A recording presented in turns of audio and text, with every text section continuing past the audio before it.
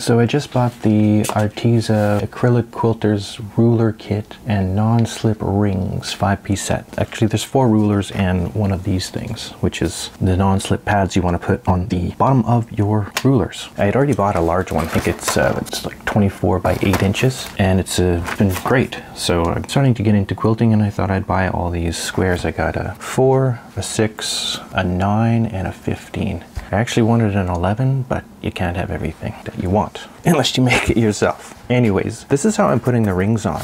You get a total of 24 of the big rings, but you'll notice if you peel it off, there's actually a little tiny dot in the middle you can use. And I didn't think for the big one that I needed much extra, but I used a couple of the little ones in the middle just to balance it out. So I thought for the small ones, I'll use 4 corners and then a couple of these small dots in the middle. That way for the big 2, I can have like maybe 6 or 8 of the big rings. One thing you want to make sure before you start slapping on all these non-slip pads is don't do this. Make sure that you're putting it on the underside. So when you're looking at the numbers, that they are backwards. That's the right way to do it. And I did it right on the little one, but this one I started on the wrong side. But I think I can just peel this off. Let's see. You can. It's super sticky. This is 3M, and a lot of us are using 3M tape now and all kinds of things. It's a fantastic product. I'm just putting it at the corner. I think it makes sense to put them at the corners and to put them underneath this yellow so they're not too distracting. That's just the way my brain works, and that works for me. So I hope this helps you kind of figure things out.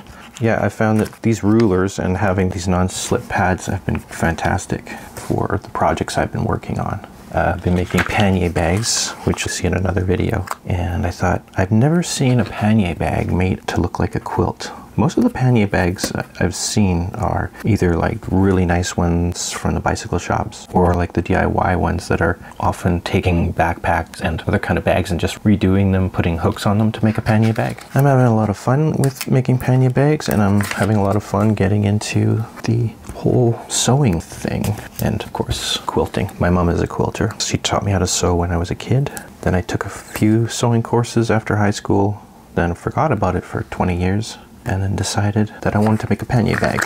And so I ended up buying a fairly decent heavy-duty Singer machine and started sewing. And I'm kind of getting back into it now. Yeah, these rulers are fantastic. So I like to put just to evenly spread out these tabs. So once you get it there, it's not going to slip around, and especially when you're putting it on slippery material, because this is acrylic. These rulers, they could slide easily. So whoever thought of this idea of putting these non-stick pads on these rulers, it's a fantastic idea. And I guess that's about it. I'm done here. I hope you guys have a great day and keep on sewing. Bye. I'm back for a few more seconds. I just noticed something interesting with the light here. The blinds that are reflecting off of the mat have this really 3D effect here with the light. Well, that's not really why I came back. I wanted to show you that I had a kind of a last second idea here. I put the rings circling around this meeting up point where it has 60 and a 45-degree angle. I don't know, I thought it was interesting.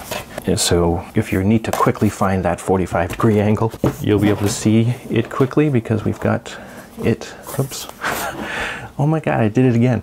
I put the rings on the wrong side. Okay, I will fix that. But the idea is kind of cool to have the ring around the 45 and around the 60 so you can see it. It'll be on material so you can see it.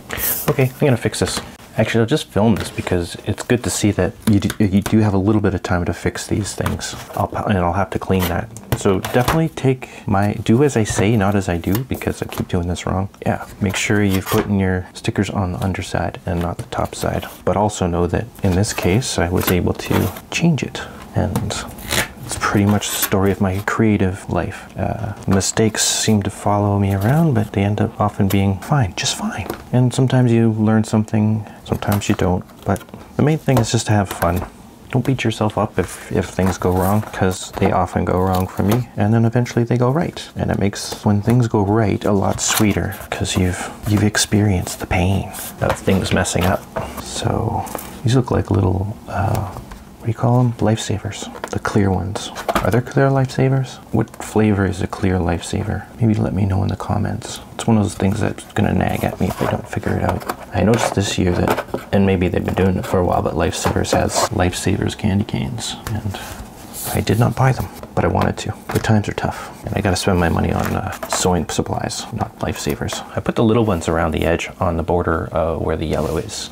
Yeah, I put the tiny little dots around the edges, and I think it kind of balances it out. You don't want the boards to wobble by having things lopsided and slipping around because of it.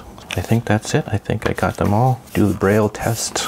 Yep, I did it right the second time, or the third time. Okay, now this is the truly over and out part. And you guys have a fabulous day, and we'll see you next time.